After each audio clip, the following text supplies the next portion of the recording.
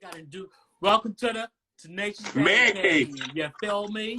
Tenacious Man Cave. We out here. Taking over the internet. You know what I'm saying? Taking over the internet. It ain't even nothing here. I'm gonna put it in the video. Tenacious Man Cave. No, right here. Tenacious Man Cave. I'm gonna put it right in the middle right now. Bow, Tenacious Man. Bang. I mean, taking over the internet. We making health cool. Sure enough. Because health is wealth. Yeah, feel me? Exactly. If you don't got health, you can't do nothing. So, all right, man. Go ahead, take it over. Right. So today we're going to be talking about the evolution of men's health and how we support men risking their health. Facts. So that's an interesting subject because looking across, males particularly, just not just humans, but if you look at the animals as well, they risk their lives for the betterment of species. Right. So, you know, as men, we go to war. Right. We go to work. Sometimes at work you deal with different type of stresses. We just said that was a silent killer. Right. You know, depending on what your job is, it could be extremely dangerous. You know, think about firefighters, police officers. You know, you never know. Those are jobs that you don't know. Right. If that person's coming home. Right. Other jobs that you don't know if people are coming home that people don't think about is electricians, cable technicians, because those guys work up on that pole, and there's electricity on that pole. Man. The telephone technicians, those people, when they climb up there, that pole is 10 feet tall. Remember when we used to do cable vision? That's what I'm saying. Yo. And in certain industries, those are included. You can't get life insurance. Yeah, because you could get easy die from that. They're like, that's easy money for you guys. So I learned that when I was a cable technician, that I couldn't get life insurance because they're like, oh yeah, you don't qualify. I'm like, why? Because of your job. Too many of you die every year. I'm like, well, excuse me, they didn't tell me that. Right. When I applied for this job, right. They didn't tell me that. They say you can make a lot of money if you stay in this thing. They didn't tell me that. They just told me to climb up there, hook my stuff up, and lean back. That's what they told me. They didn't tell me. Right. You gotta have your belt. Make sure you gotta put your belt on. Yeah. I mean, you can do the Titanic backwards. Word up. Word up. And when we was based out of College Point, you could see JFK Airport. No, it's LaGuardia Airport. You can see it from where we are. So climbing that pole and you watch the plane land and you look down, like, am I looking at the top of the plane? I don't think I'm supposed to be this high that I can see on top of the plane. You on top of the pole. You know, but like I was saying, men put their life at risk to support their family. You know, and going back to the animal world, males put their life on risk for the expansion of the family. Yeah. Like salmon, they actually do not eat. Yeah, they starve themselves. Yeah. They starve themselves. You know, think about spiders, the black widow. They know that after I get this in, that's it for me. After you get busy, it's your life. My man died. That's it. Happy. So what? But they got to do it. They got to risk their lives for the expansion just to of make the some babies. Just to make some babies. Just to make some babies. Just to get some tax reductions that you ain't gonna see. You ain't even gonna see it. All right. I'm gonna make sure your mama's straight. I'm gonna give you like 3,000 babies. You know what I'm saying? Give you like 3,000 babies. You gonna be right. You pay your taxes. You gonna get something back. Get like 500 to pop kid. Easy. So 500 times 3,000 carry to one. Goddamn 47. Stupid, son. So I was reading that up today, and I'm like, wow. I'm like, you know what? That's right. We do that. You know, we go out to support our families, and honestly, you just don't know if you're gonna make it back. Your life is at risk. And you know, on top of what's going on inside of our bodies. Mm. You know, we're not even, that's the last thing on our mind is our health. Yeah, we ain't thinking about that. If you naturally go out and you don't know if you're going to make it back. Right. And it's not that you're doing anything stupid. It's not that you're going out there looking for trouble. Mm-hmm. But just doing what you're supposed to do at this point. Yeah, regular job. You know, like you went to the protest today. Just minding your business, just complying is a health risk right now. Mm-hmm. You know, what if a cop wanted to act up and pop me? Pop. Exactly, and I could completely be going about my business, doing my job. Look, did you see the reporter that was doing his job? Right. Once again, who thought being a reporter? And they supposed to be with safe. all your credentials. Even in war, they supposed to be safe. They straight up. They're like war. They don't mess with no reporters or nothing. Right. So he had all his credentials. This is my crew. We are a crew of 4. These are my credentials right here. I'm reporting. Where would you like me to move, sir? Mm-hmm. Where would you like me to go, sir? Mm-hmm. And then you get arrested. And he got arrested live. He was doing his actual job and got arrested. On the floor and everything. So that's crazy. Hi, Janelle. Hi. Hi, come la. And so just doing his job. If y'all got questions, hit the Q&A, the little question mark thing. If y'all got questions, y'all can chime in whenever y'all want to. Go ahead. Yeah, so just doing your regular job. I'm pretty sure that reporter didn't wake up this morning and say, you know what? My life is going to be on the line when I go do my job. Right. He just showed up like he do every other day to report what he does every single day to bring home the bacon. Right. You know, and for the vegans to bring home the cheddar. I was just thinking of myself, like, what was you saying about the vegans? Bring home the carrots. You feel me? Bring home those beets. Just doing what he do to support his family, being a good citizen, abiding by the laws and rules, and you get arrested. That's and cool. What could have happened? What could have happened if those cameras weren't rolling? You probably would have got beat up or something. And he was like, they said, "Can you move back?" And he said, "Where would you like me to move?" No response. You're arrested. Why am I being arrested? Because you didn't comply. Dang. What? That's crazy. So you know that it's things like that. You know, and then, like I say, the last thing on our mind is what's actually going on the inside. And that happens to plenty of people on work though. Right. Just like that. Like somebody could call and say something and then you just get pulled out like boom. Right. Think about my job where I'm a courier. And I randomly go and something like, I seen a suspicious person in my neighborhood. Black man. Walking on a neighbor's porch with a box. I think they stole the box. So, just asked, how long do you think it's going to happen? Man, only God knows that one. For real. Honestly, we don't know how long this stuff is going to happen. I think Will Smith said it best. It's not that it's now going on more. It's that now it's being filmed. Yeah. You know, there's a lot of things that I experienced as a child. We didn't have cell phones.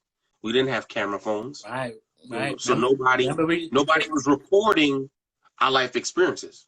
Remember we was talking about that, how our parents was dealing with a lot back in the 60s and the 70s when they came to America. Right. There was a lot going on at those times in the 80s, early 80s. There was a lot going on. Right.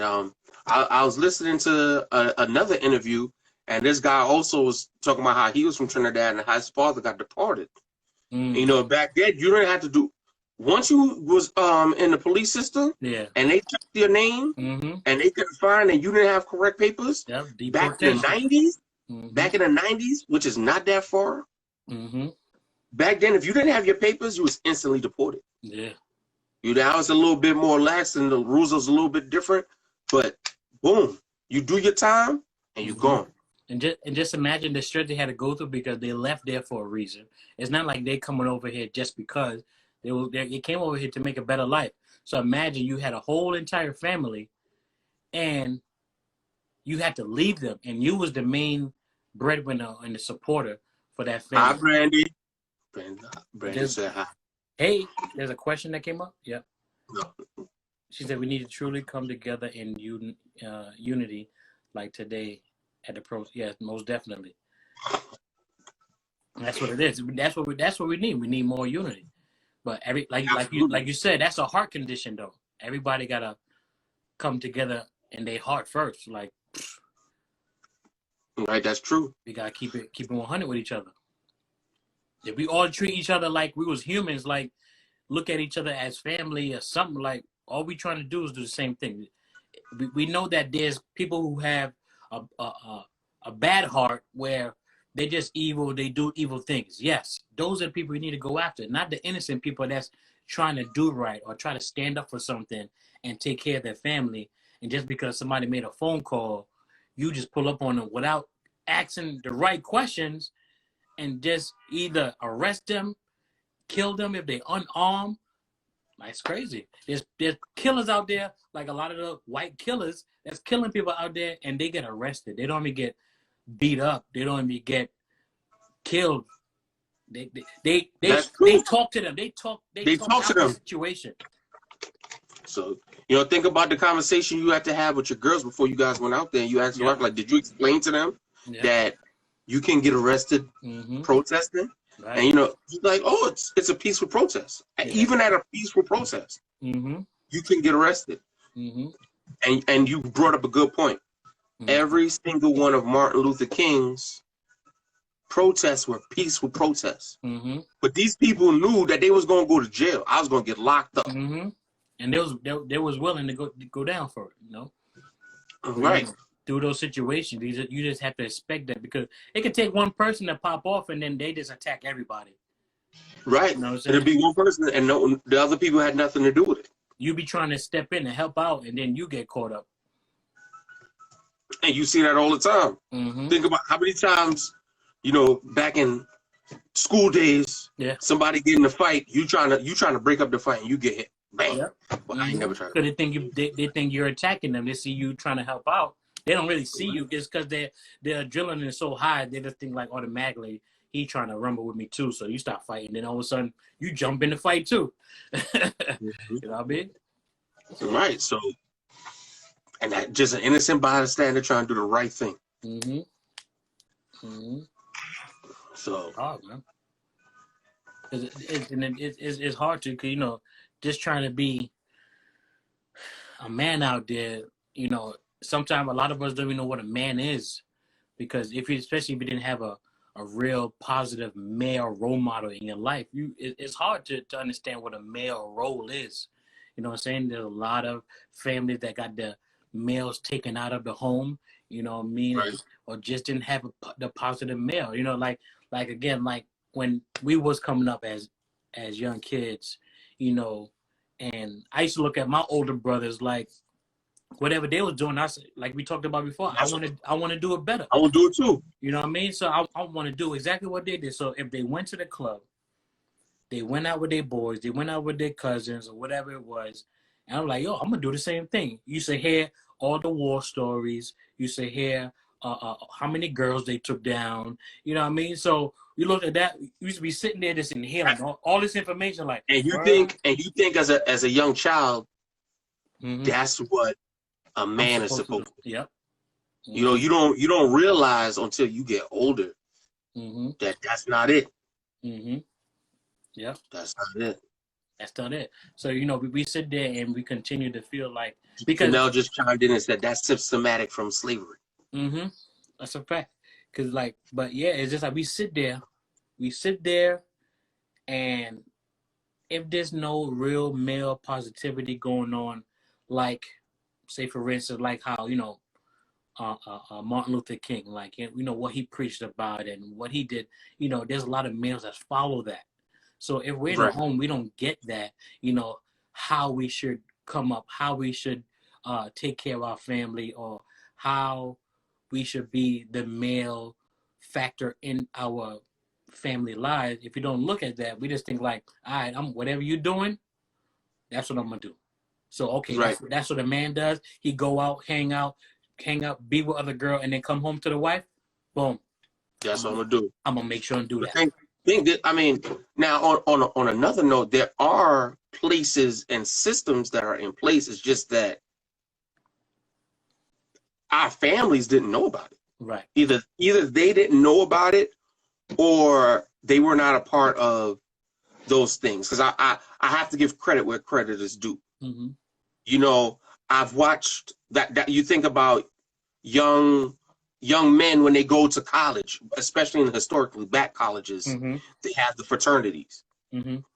In those fraternities, there's a way a man is supposed to carry himself for you to be a part of that organization. Mm-hmm. And even after you graduate, how they maneuver through life inside those organizations. Mm-hmm. They teach you how to be their type of man. Mm-hmm. Or another organization would be the Nation of Islam. Mm-hmm. You look at them, mm-hmm. they dress a certain way, mm-hmm. they walk, they talk a certain mm-hmm. way. They're very educated. You know, they're heavy on education. They're heavy on education. They're heavy on reading and mm-hmm. knowing your rights, knowing the law and stuff. Mm-hmm. They're heavy on that. Mm-hmm. And I bring them up, and the only reason I bring them up and not other religious systems, because I personally am a Christian, mm-hmm. but the reason I bring them up is because of they're the ones that you see in the front. Mm-hmm. Mm-hmm. You don't see the brothers, the Christian brothers, at least I haven't. Right. And if you do, it's very small sectors. Mm-hmm. And then it's not. And then they come out and preach this nonsense of, if you do this, you're gonna go to hell, all this extra stuff. But like you said, those other guys, they come out as men and talk to you as men. I can have a conversation. Mm-hmm. I can have a conversation. Right. I can have a conversation with my fellow king. Mm-hmm. It's not going to be disrespectful. I can have my point of view. He can have his point of view, mm-hmm. and we can shake hands mm-hmm. and break bread. Mm-hmm. But that's just something that is a part of, as we said, their system. Yeah. They teach those young males, mm-hmm. those young boys, how to be men. Mm-hmm. This is how you're supposed to carry yourself, and I admire that. Right. And even if we believe something slightly different, mm-hmm. I feel that you can still give them their due and be like, listen, I can draw from that. Mm-hmm. I know other organizations where our Christian that has followed that, not their program, but has followed a program where they produce men as well. Right. Strong male, alpha males. Right. Because you get a bunch of alpha males with no leader, it's gonna be a problem. Right. I was one, and I thought I was an alpha male, and that's why I end up in a gang, because I felt like we're a bunch of alpha males that we could basically do whatever we want, because it basically stemmed from what gangs really are, is a bunch of misguided youth that had issues at home. Right. We all had issues at home, because when that's why we all band together, even though it was still negative, like we was doing it all together. So, but the fact that we all had issues at home, don't matter if some of us had both parents in the house or just one parent in the house, something is stemmed from something in the house. And that we didn't like it. And when we went outside and met up with our friends, all we did was talk about, I'm going through this, I'm going through that, stressing about this, stressing about that. My parents ain't listening to me, And then they just take that one dude, let's go do this. Because you're already mad, so you just want to wild out anyways. So you take out that aggression. Take out that same aggression on everybody else instead of them issue or handling the issue the correct way. But once again, if you're not taught that, you're not gonna know how to handle that situation. So the only way you handle that aggression is by acting out and getting locked up. Right, but think about the martial arts. They teach you to hone that. Yep. Yes, I'm practicing a particular skill. Yes, I'm practicing to protect myself. But they teach you at the same time to walk away. Yep. You know, even from a fight, even though you know, like, you know what, these 10 dudes come up. Yeah. I'm gonna take the first 5 out with ease, and I'm gonna do this. You're already calculating it. But they tell you, look, listen, if you could talk it out, walk away. And it's like, why you teaching me to be Jackie Chan going back? Right. I can't use this. Right. And again, that happened to me too, because when I met my sensei in high school, when I was definitely not in the right mind, and you know, I think that's when I started calming down. You know, because he started teaching me. He knew what I was doing outside, but instead of coming at me mad crazy, he was just like, yo, you need to meditate more. I was like, for what? Okay, meditate for what? You know what I'm saying? I'm out here. Going on, Jay, baby. What up? So, you know, when I used to come into the class, he's always had me sitting on the corner for like 10, 20 minutes. He's like, yo, just meditate right quick. I was like, so he's like, oh, you giving me attitude? I was like, my fault. Ush. He's like, oh, all right. So then you had to go sit over there and like really get in meditation. That like it just sits you. It really like calms you down, because once you sit there and you're constantly thinking about that issue, constantly thinking about you doing stuff, like that's what you're gonna get fueled from. You know what I mean? Right. So once you say, you know what, I gotta calm down, because what happens is you take a moment to center yourself. Exactly, because if you go in there already, because I enough times I went to school vexed. It was enough times I had to fight before I even get to class, because I had to go away to Canarsie. I was in Brownsville. I had to go to Canarsie just to go to the school. So I used to end up getting a couple of fights before I get there. I had to get through my neighborhood before I even get to Canarsie just to go to the school, because I had to walk there sometime or take the bus. But so I'm already vexed coming in there. So he can see it all over me. So, you know, he know I was upset about something. So boom, you know, I had to center myself, meditate for a little bit, because if I trained angry, all that anger, all I'm doing, I'm just trying to make that I'm bringing that dark side. What how, you know, different martial art movies, it's like you're centering that dark. You're bringing in that dark side. Right. You know what I mean? So you're training in your mind, thinking, oh, I can't wait to use this next time. You know what I'm saying? Because then you start to think about us. You'll be like, yo, bro, I learned this new move. I'm like, word. And I'll be thinking, I used to be the same. I'm like, you know what? Show me. I can't wait for Monday. I'm gonna do this on somebody. Remember when I was learning 52 blocks? I'm like, yo, son, do this. I'm like, word. I'm like, I can't wait. See, but nobody wanted to mess with me at that point. So that's why you over there popping eyeglasses out. You ain't gotta be bringing up old stuff. You ain't gotta be bringing up old stuff. First of all, you made me do it. Cause I know you knew a couple of times. You made me see. We was just talking about looking at your big brothers and cousins. Got me popping people glasses. I could admit I was an instigator. I was definitely an instigator. I know, but everybody didn't want to fight me. Everybody didn't want to fight me. I was just trying to mind my business. Mind my business. You had to do it because I told you to. I ain't even want to be there. Now look, the brother blind. Yo.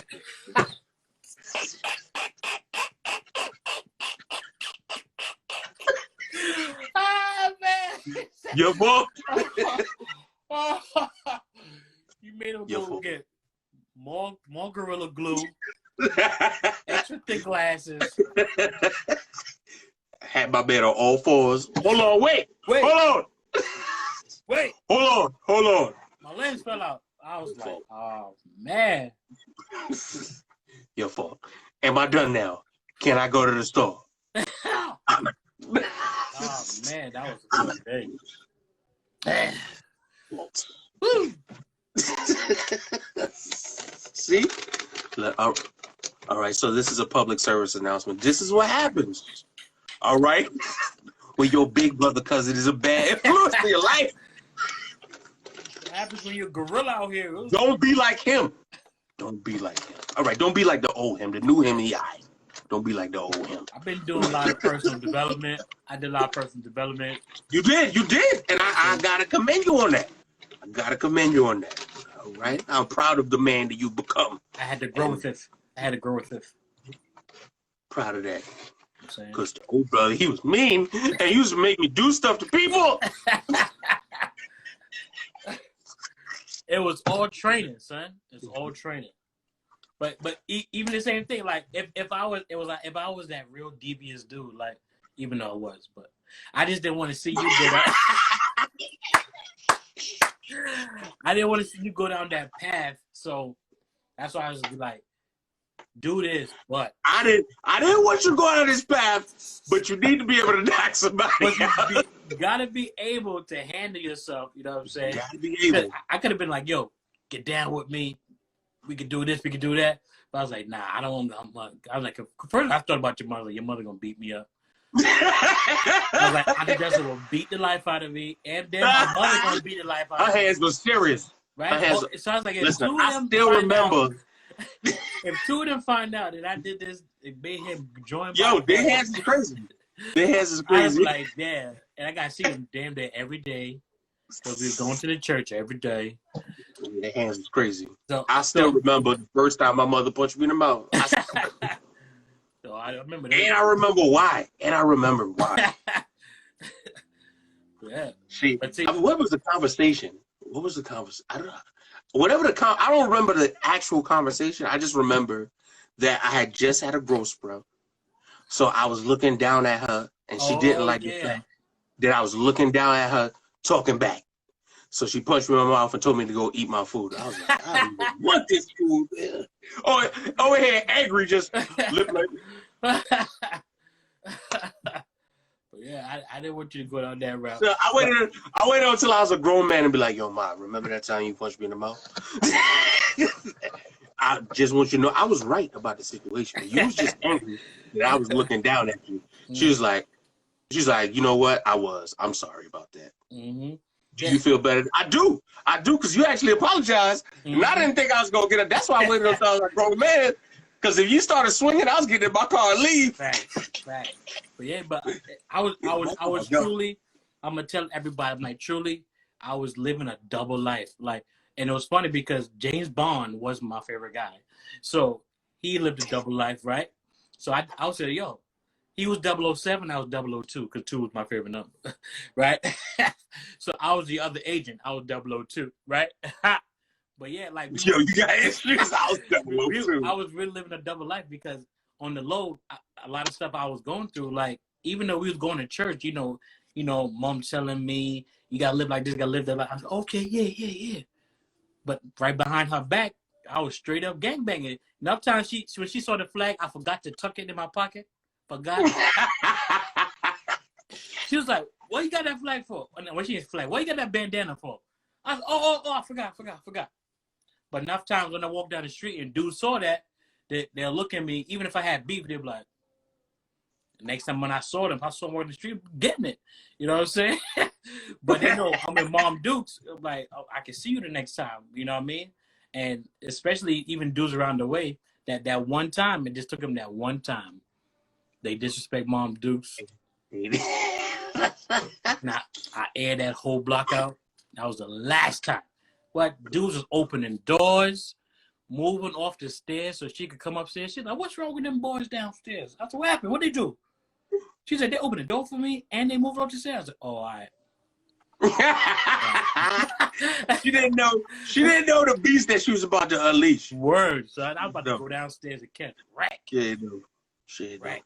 I mean, and that's just. I think when I got older, my mother knows. She'd be like, "Why you look so excited? Don't leave this house." I'm like, "Nah, I'm just about to go."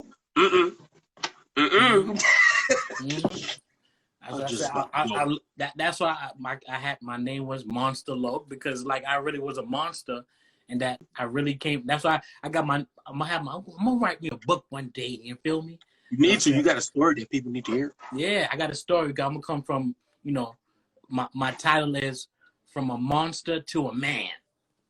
A man, because I didn't learn how to be You a manster. No! Stupid. So you a man, sir. You know what I mean? So like, yeah, like I really have to learn to be a man. Like because like I said, I was only living my crazy life because I didn't expect to live to 21, 22. Mm-hmm. Yeah, and you know what? I just read the other day. Pop Smoke died at the age of 20. Right. And we were just talking about that. The first one.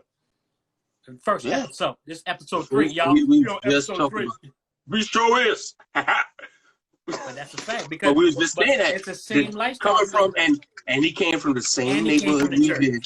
And he came from the church. You know what I mean? He was in the same lifestyle. So we all same lifestyle as you. Mm-hmm. Everything. Come up in the church, you know what I'm saying? And like basically I was really going to church to like protect my mother, because if we didn't get dropped off from my stepfather, we had to take transportation. So anytime I heard her taking transportation, I'm going. Right. I'm like, because we know how I was, I know how my friends was, I know how people was. They was robbing these old ladies in the street. So I'm like, they ain't gonna be robbing her while it wasn't touching our mother. Exactly. I'm like, I'm going all out. You know what I'm saying? So it wasn't going down. It was like, yo, you know who that is? Exactly. That's that monster on the street. That one. Not that one. And especially the areas we had to go, those are areas I was walking up and down all the time, beefing with dudes. So they already know who I was. So like I know. because no. if you walk up down those streets, like back in the day, it used to be a crowd of the dudes on one corner or many corners. You know, everybody different block. And if somebody say something, you either got to do something or you're gonna get punked every day. If you had to walk. Ain't that Jigga baby brother? Yeah, to be. That was words, but I'm about to drop my book bag. I'm about to drop my book bag. I scared people out of the States.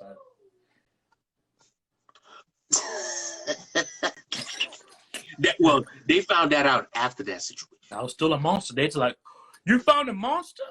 You got to get out of here.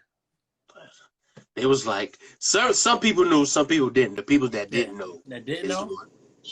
That talked that smack, and I came through. Wow. See? Your fault. Mm-hmm. But yeah, but I really had an issue. Like, I was really mentally, I was messed up. I know I was messed up mentally. I mean, I had those health issues that you was having on the inside. That's a fact. I definitely had mental issues because I was ready to snap on anything. You said something wrong about my family, whoever, or did something wrong, I'm coming after you. And it ain't going to be a bunch of us. It's going to be me, my hands. You need to stop jumping people. That's what I do. That's what I do. I mean, stop. Yeah, I was really like sick in the head, you know what I mean? Because like really like I had to play, I have to be that double agent because. So what would you say was the turning point in your life? The turning point. That's a good question. So, okay, the turning point in my life is when I actually started working with the juveniles. Because working with them, like we talked about before, working with them, I was still 1 foot in, 1 foot out. So I was 1 foot in the street and 1 foot working with the juveniles. And when they started to ask me life questions, like, how do you juggle life and come to work and just do it as a man? Because something wanted to get out. Like I thank God I had a handful of youth that at that time got out of the game, and it was upsetting because I lost a lot of kids who didn't make it, that went back to the street after they got out. They was focused and was like, you know what, I'm gonna do it. But when they got out, they just had to jump right back in. There was no, they was in the life. There was no, oh, nah, you ain't getting out. You know what I mean? So right. It's either blood in, blood out. A lot of times, right. A lot of times you can't walk away. Mm-hmm. A lot of times you can't walk away. Yep. So, when they went back in, and then to hear in the newspaper or the news that, you know, like literally like days when they get out or months after they get out, they got popped. Yo, you know, that reminds me of when I graduated from high school. That summer, this dude, he never messed with anyone. He was mad cool. Everybody called him Dread. Anyone that sees this right now and I say Dread, they gonna know what I'm talking about. My man don't mess with nobody. Mad cool, keeping him stuff. My man didn't make it through the summer. Innocent bystander. Damn. And it be like that too. And it be like that. And the thing is, like, you know, sometimes I'm like, yo, why God let me live? Because if I look at my high school yearbook, not anything else, but if I look at that alone, and I look at people that's 10 years older than me, 20 years older than me, you know, my parents and stuff talking about, oh, this person I went through to high school or whoever I went to you know, elementary with, they talking about this person now passed away and they so sad. And I'm thinking in my head, like, these people's like 20, 30, 40 years older than me. And I understand what you're going through, because if I took my yearbook out right now, I could literally take a marker and go through it with how many people just did not make it. You know, at one point, it was like someone I knew was passing like every other month or every other week. Like, it was just crazy. You know, now not everyone was that, but it was just someone I was personally connected to. And that's crazy. Like, you like, yo, I'm still here. You got people my age, people younger than me, people older than me, family members, friends, and they was like, boom, boom, boom, boom, boom. That happened actually a year or two after I got out of the coma. So I walked away from a situation that people don't walk away from just for all the state I lost 5 friends to violence by 21. Crazy. That's what I'm saying. Yeah. You know, these people, you just never know. It's so you think the pandemic is crazy and you get sick from walking outside the door and they tell you to stay home. Yeah. Man, listen, growing up, we wanted to stay home. But you can't. You don't know, you know? Especially when, same thing for me, because we had a lot of young boys that was in the gang with us, and like they was calling me like, yo, I need you to come through. And I had to go. You know what I'm saying? When I be like, yo, I'm out, that's where I'm going. Like, they hit me, I'm going. Because whatever issues they was getting into, I was their OG. I was coming. You know what I mean? So by the time they hit me up, but like, that's like you said, like, it's crazy how, why, I thought about that too. Like, why me? Like, why did I survive all that? Because enough times I got shot at. Enough times I almost got stabbed up. I got sliced on my stomach. It be random stuff. I got sliced on my stomach. That like what if he cut me a few inches deeper? Like, oh, my guts could have been hanging out. You know what I'm saying? So, been through those different type of wars. You know what I mean? And just like, I made it out. You know what I'm saying? Being locked up in the central booking many times and not going to any jail, jail time. Just the stuff that you see in central bookings, bro. Right. Think about it. Just to make it up to the courtroom, you be beefing inside the daggone cells. All thankful. I agree. God has a plan. That's a fact. A fact. Like the smallest thing in central bookings you could catch a felony for. I watched a guy catch a felony for picking up $1 off the floor. Dang. And he told on himself. Someone was in there. Someone got knocked out. Obviously, the CO wasn't over there.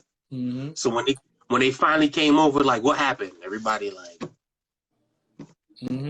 This one dude is like, oh, I don't know who did it, but all I did was take $1. He's like, yo, bring him out the stuff.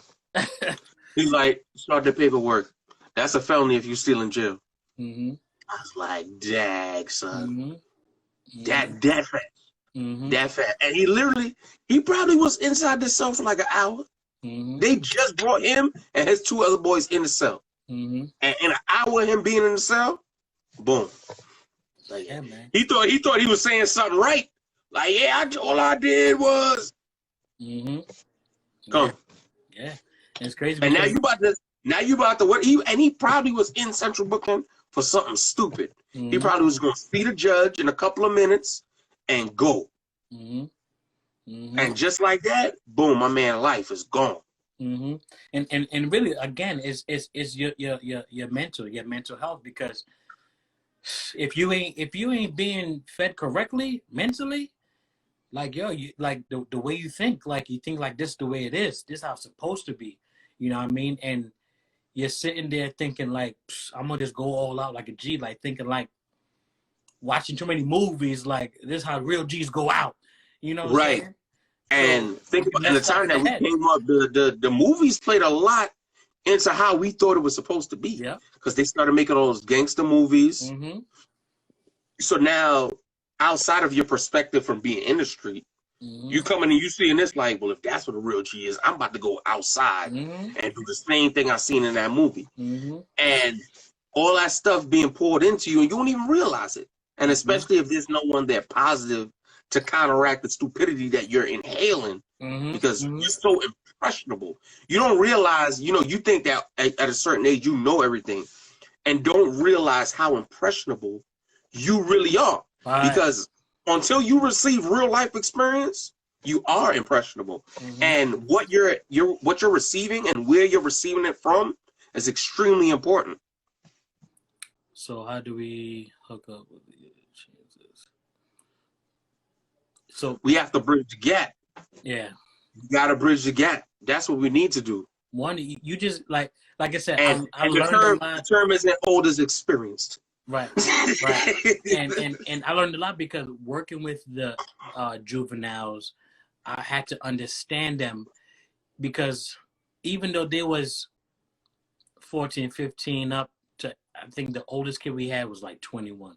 He was the oldest one in there. He ain't age out till you're 21. He was a super senior. He sure was. But a lot of the times, mentally, there was kids that if you spoke to them too hard, they would begin to cry. They'll begin to cry. So the reason why that was going on, because they want male figures in their life, but if you come off to them like you from the street and you talk to them crazy, that's what they're going to give you. But if you respect them as young men, that's what you're going to get. You know what I'm saying? So what you got to do is be relatable. Got to be relatable. But at the same time, create an atmosphere that they feel comfortable. Yep. That's the old thankful's question. So that's definitely what it is. Like, you have to be relatable, because if you're coming off to them, oh, y'all this, y'all that, that switch is going to switch off instantly. They don't want to hear nothing you say. Right. You say. You got to know how to approach them, first of all. What up? My name is, your name is, yada, yada, yada. Yo, let's talk. You know what I mean? But if you come up to them, Johnny boy. But if you come up to them sideways, that's what you're going to get. You know what I mean? And I learned that because even before I became a supervisor in there, I turned down the supervisor position 3 times before I took it, because watching other supervisors, how they acted to them, showed that how they kept losing the kids, even inside. They was losing them. So because they was turning up all the time. It almost came to a time where it almost got physical with all the kids and then staff. But they already know who to mess with. So they already know they wasn't bringing that. But it showed the impact and of who says things to them. Right. So my approach was, because I used to go home daily like, yo, how can I reach out? How can I reach out? So this is where he said my turning point is. I had to like really think, how can I reach out to these kids? Because if it was that real devious me, I could have went there and made everybody crip in that whole joint. What up, Rax? What up, Willie Rax? So I could have went in there and turned that whole thing out. It was kids that I was cool with. I told them that I was crip at the time, and they was like, you know, they wanted to be down with me. I was like, nah, I can't do that. I can't do that to you. I'm like, you're already in the situation. They're like, yo, but I'll body somebody for you. I do this for you. I be pump on the street for you. Like, they're straight up and down. And even those kids that got out saw me outside, had me jump in the car with them, was like, yo, look, I got 2 hammers on me right now. Anything you need, I'll do it for you. I'm like, I got you, I got you. You know, but I was like, I'm not calling these dudes, man, because they don't come right back where I'm at. You know what I'm saying? I'm like, I don't need that in there. And then I don't need that on my conscience as the fact that I could turn this whole thing out. You know what I'm saying? Because they respect me to the point where they looked at me as a father, they looked at me as an uncle, they looked at me as a big brother. Right. There was kids. This one kid, his name was Michael also. His name was Michael Vick. Right? And little chocolate little boy, yo, he was my dude. He was like, yo, I'm gonna make sure I'm good out. I'm gonna make sure do this, make sure do that. I gotta look him up and see if he's on Facebook or something. Yo, Miz Dog. Right? Yo, Miz Dog. That's what yo, Miz Dog. I'm riding for you. But him, he's like, yo, man, you know, just having these personal conversations. And I know for a fact when I was younger, I needed those. I needed those personal conversations because when they got in trouble, the supervisor would attack them verbally. So instantly they turned off. They turned their whole room up. Boom, boom, boom, knocking the door. Bam, bam, bam, bam. So now we can't turn them down. We got to go restrain them just to get them turned down. Right. You know what I mean? But I found a different approach. So this is the time I was like, yo, how can I approach them different? So I said, you know what? I'm going to think about what I wanted when I was young and what I needed. So boom, one day, went in there, before we opened the doors, because when we went in for 3 o'clock, like 3:15, we opened the door so they could come out, right? I'll go in there, each of the kids' room, 16 kids. What's up? How you doing today? How was school? Approach them as, you know, I'm greeting you personally instead of looking to the door. Shut up! Don't bang your doors. That's how we used to do. Chill out! Don't bang your doors. Y'all man stupid. Da, da, da. We're verbally abusing them. You know what I'm saying? And who wants that? I know that. Nobody. I dealt with that when I was growing up with my stepfather, verbal abuse. You know what I mean? So I dealt with that too. Right. So I tapped out. I know when you do that, I'm tapped out already. You come off side with, I'm tapped out. Gone. Boom. And to be honest, if you do it, think about it. If you do that right now, we still turn off. That's a fact too. You talk to me crazy, I'm like. You talk to me crazy, I get quiet. I make the same pose at the same time. Cuz, man. So boom, I approached them differently. I went into each one's room, spoke to them, so they were straight. Yo, man, boom, miss, can I have? They start coming to me for everything. So I was like, all right, I got them.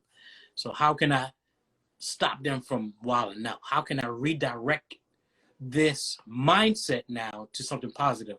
What I started doing, I didn't even know what I was doing as in personal development. I was telling them, what is something that you love to do? And they'll be like, oh, I could draw. Oh, I could play ball. Oh, I'm good at video games. Oh, I love doing this. I could write.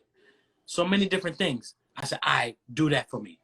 And somebody that could draw, I went and bought them mad white T-shirts and these special markers that could draw on the shirt and some paint. I gave it to them, made mad stuff. So what you did was you taught them how to redirect that negative energy now into positive energy. Yep. And the writers, there were some kids that could rap. That was dope rappers. And we had a competition where we had not like a rap battle because they couldn't bat each other because that'll start a beef. Somebody say something wrong to each other, they will start beefing. So we say, you know, who's the best rapper or whatever, and we gave them extra canteen. It would be like some snacks or something, or have your TV in your room or something. So mad kids, all of a sudden everybody coming out with their notepad. Quiet inside the rec room. We had the music going, the beat going, everybody's like just writing. So see what happens is that what up, Cinco? What up? So when they sat there on a normal day and we wasn't doing that with them, they find ways to get in trouble.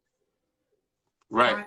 Find contraband, create contraband, you know what I'm saying? So they was finding so many ways to get in trouble. So that's why I was like, yo, let's start a video game tournament. Do kids like games? Boom. This is when they had places and I started bringing in games. We had video game tournaments for weeks. Everybody had a basketball team and they was going in. They did that. They had ping pong, not ping pong, table tennis, boom, boom, boom. They had that competition. Right, J, baby, Mind Shift 101. That's it. So when we